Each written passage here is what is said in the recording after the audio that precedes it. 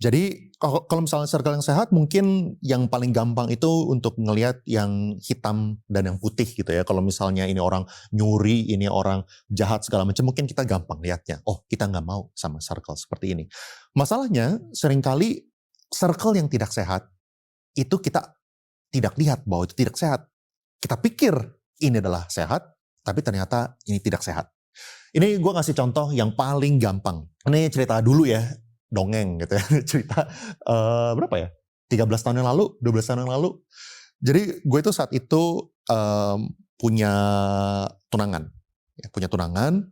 Habis itu gue putus sama dia gitu kan. Waktu putus, gue marah-marah tuh sama teman-teman gue. Gila, jujur aja ini true story, maksudnya dulu tunangan gue beneran putus, tapi alasannya apa gue udah lupa ya. Soalnya ini udah 12 tahun yang lalu. Jadi ini alasannya gue bikin-bikin aja.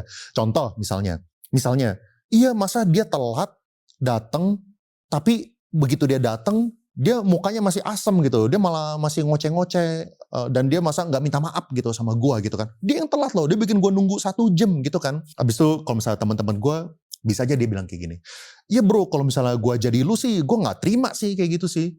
Ya gue juga gak mau kayak gitu, itu sih gak bener. Harusnya si cewek itu ya minta maaf lah harusnya kayak gitu. Misalnya gitu. Itu adalah yang gue bilang bahwa secara pertemanan mungkin dia ini berusaha jadi bro-nya lo. Dia pengen jadi temannya lo, ya kan? Dia support lo, dia dukung lo. Tapi itu tidak membantu.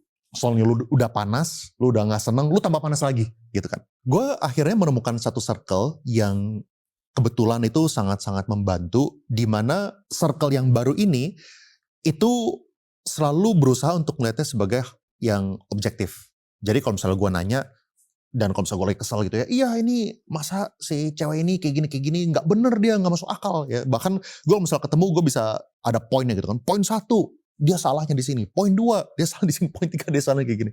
Tapi gue inget banget saat itu ya, ini 13 tahun yang lalu gitu ya.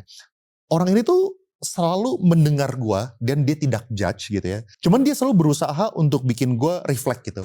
Kayak kira-kira apa ya yang gue bisa lakukan dengan lebih baik gitu.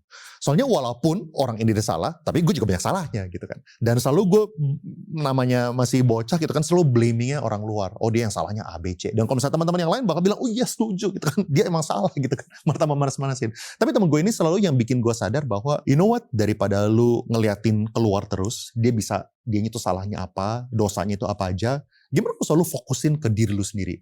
Apa ya yang lu bisa lakukan yang lebih baik. Setelah itu perubahan kehidupan gue sih lumayan berubah gitu. Kayak dan relationship gue sama, tadinya udah jadi tunangan, besok kita putus. Kita punya uang udah angus tuh. Ya kita ada DP di hotel. Hotel A, hotel B. Kita udah angus berapa ratus juta gitu ya. Dan lumayan kocak sih begitu angus.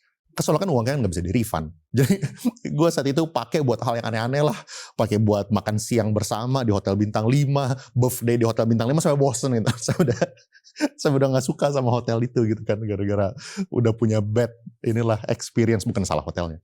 Ya cuman itu pertemanan yang sehat sih, pertemanan yang actually willing untuk take the courage untuk melakukan sesuatu yang sulit. Soalnya hal yang lebih gampang adalah untuk support aja gitu. Iya bro gitu, gue dukung lo gitu. Tapi hal yang lebih sulit adalah untuk ngomongin hal yang orang ini nih belum tentu mau dengar gitu. Ini sama kayak di bisnis lah. Di bisnis atau enggak di relationship pun, kalau misalnya kita suami istri, kadang-kadang kalau misalnya kita berantem, itu tuh agak susah untuk kita itu tuh ngomongin gitu. Mungkin kadang-kadang kita udah capek. Kalau misalnya kita ngomongin sama dia, udah sulit lah, dia juga gak bakal ngerti. Tapi akhirnya tuh bakal numpuk gitu. Akhirnya bakal numpuk, dan bakal meletus gitu kan.